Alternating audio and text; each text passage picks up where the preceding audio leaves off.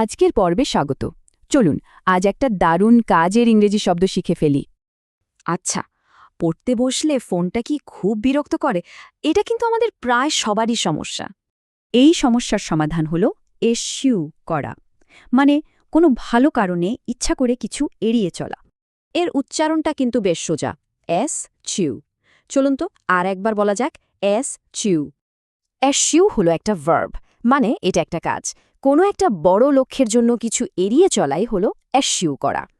তো চলুন দেখি বাস্তব জীবনে এটা কিভাবে ব্যবহার করা যায়। যেমন একটা কোম্পানি ঠিক করল তারা ডিজিটাল মার্কেটিং করবে, তাই পুরনো বিজ্ঞাপন আর দেবে না। তার মানে কোম্পানিটা নতুন কিছুর জন্য পুরনো পদ্ধতিটা বুঝতে পারছে বলে এসইউ করছে। এটা কিন্তু ব্যক্তিগত জীবনেও খুব দরকারি।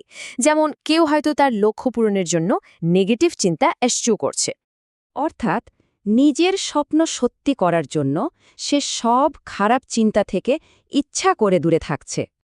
আরেকটা উদাহরণ দেখি, একজন রাজনীতিবিদ প্রচারের সময় বিতর্কিত টপিকগুলো এসইউ করছেন।